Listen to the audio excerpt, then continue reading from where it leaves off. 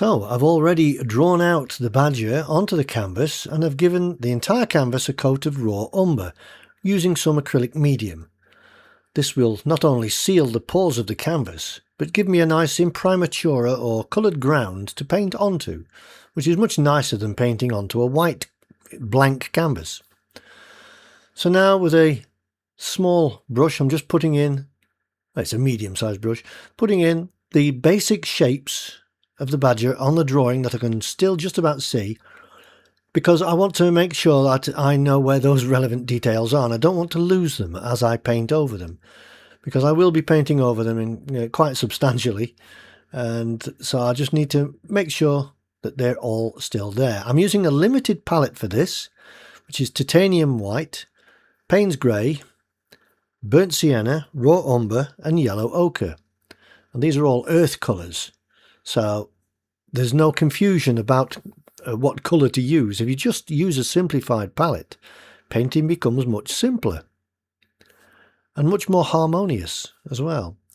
Okay, I'm using this large 1-inch thick bristle brush here now just to put in this background, and I'm using it to create this lovely impressionist style on abstract style background. Now, I use this brush more or less every painting I do, and if you're interested in this brush or any of the other tools, materials, equipment that I use, I've left links in the description below. And just a quick heads up at this point to let you know my YouTube memberships. At the moment I have just one tier that is basically a support tier. For just the price of a cup of coffee you'll be able to have a privileged view of my videos before they go public. You'll also be able to join me on my live painting sessions when I stream them, which is about once a month at the moment. By joining this tier or by using the links in the description below, you'll be helping to support me and my channel, and it'll help me to keep bringing you these videos. So now back to the painting. Now the basic overall style of this painting is going to be an abstract background and parts of the body, lots of Impressionist style work, and also realism. Now I'm blending all three styles here. The realism is going to be in basically the face, the eyes and the nose, mouth area. And the rest is going to be Impressionism and really quite broad and basic and expressive abstract in the background. So I'm now using the catalyst tool to move that paint around while it's still wet. If it's not wet, just add a little spray of water and it'll allow the paint to move a little bit easier. Now you can see how it's made that really nice and messy and moved the paint around much better than a brush could do, to be honest.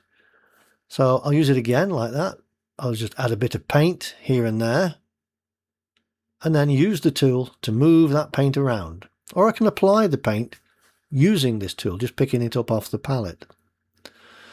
Okay, that's given me a nice loose background area in the first layer. Now, when you're painting with acrylics, it's really a good idea to paint using layers. You don't have to, but I find it's probably the easiest way to paint. You paint a layer, you let it dry, then you go over it again. So that's what I'm doing. I've done the animal in one layer. I've done the background in one layer, but I will go over them now several times using several layers. So just putting the highlights in now with this very cheap bristle brush. And I'll put a few little dots and dashes of light here and there. And a few little warm colours as well, just added just to harmonise the colouring. Right, put the darks back in now because that layer has just more or less dried. That light colour there hasn't dried, so it's blending really nicely with that. If you make a mistake, just wipe it off with your finger there, as you see, you saw that I did there. And just darkening the nose, and also I'll darken the area of the mouth a little bit, just to make that stand out a bit more. And this is what you have to be conscious of as well, is knowing where to paint the darks and where to paint the lights to create the contrast. Okay, while that paint's dark and wet in the bottom left hand corner, I'm just going to scratch my signature into the wet paint there. Yeah, because contrast is everything in a painting. You need I need this animal to really stand out, so that background has got to make the animal stand out. So it's going to be quite dark around it.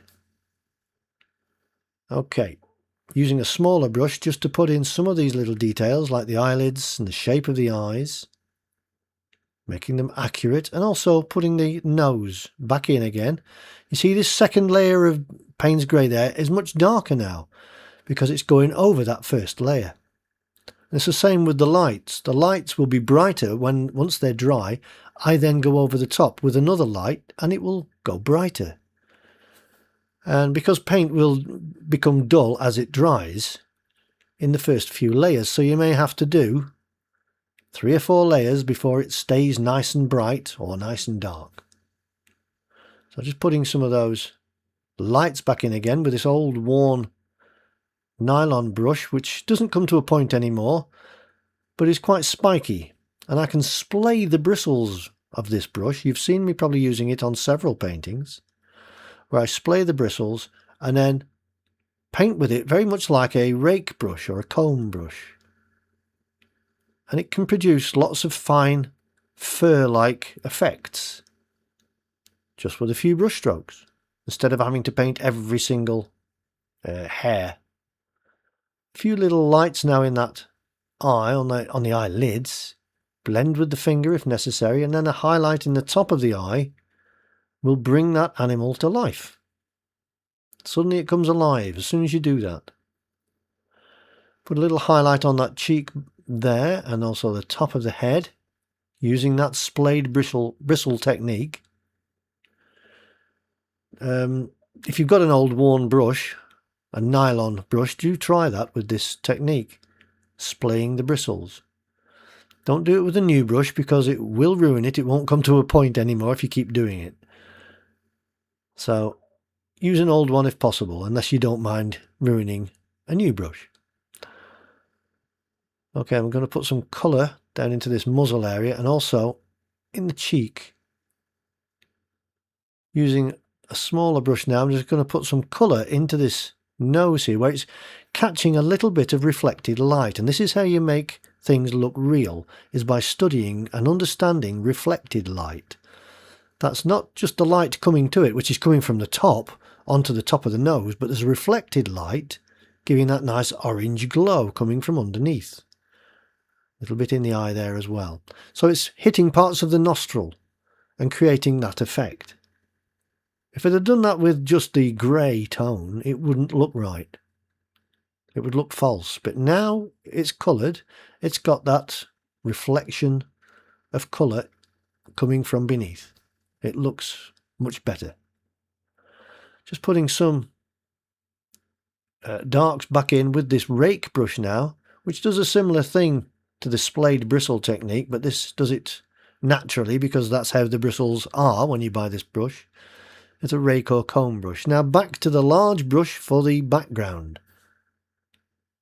So I really need to make this animal stand out now, so I'm going to be careful with the colour choice I make around it as I paint around the animal, making sure I've got the profile correct there on that side of the face. And I can use different colours. I'm using Payne's grey and white here, but I can also add other colours into it. I can pick up perhaps a little bit of burnt sienna and create a warmer tone to add into that. A bit more Payne's grey, even add a bit of raw umber or yellow ochre. A bit of burnt sienna and white there will give me a much lighter colour, which is what I want for that area. And a little bit of yellow ochre into that will give me this orangey sort of glow colour. A bit more burnt sienna, and then Payne's grey once again for the body.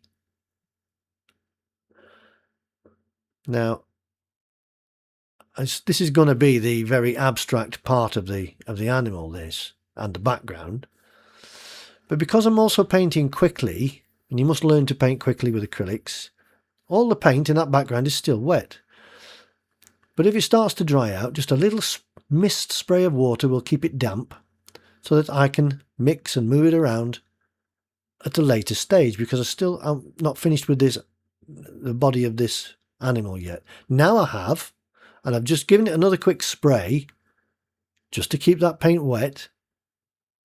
And then in a moment I'm going to pick up the silicone tool once again and start moving the paint around because it's still wet. I've kept it damp by using that spray, and if it isn't still damp, another spray of water and it will move much easier. And then really mess it up and make it abstract. And I can even pick paint up off the canvas, off the palette rather, and apply it to the canvas. And paint very much like a painting knife. And it looks really quite like oil painting technique and has that effect. A bit more colour into there, a bit of burnt sienna. And just really making it really quite nice and messy. I really like messy. Okay, I'm going to put some of the lights in with this tool. Like that. A few little bits here and there. And you'll find every now and again little happy accidents occur. That's great, leave them. You shouldn't paint over a happy accident. Okay, I've just put some lights in with this medium bristle brush. And then I'm going to go over the top, once that's dried, with a rake brush. Like now, just to give it a little bit more finesse on some of those highlight areas. To look like fur. And then I'll do a few more elsewhere, just here and there, like that,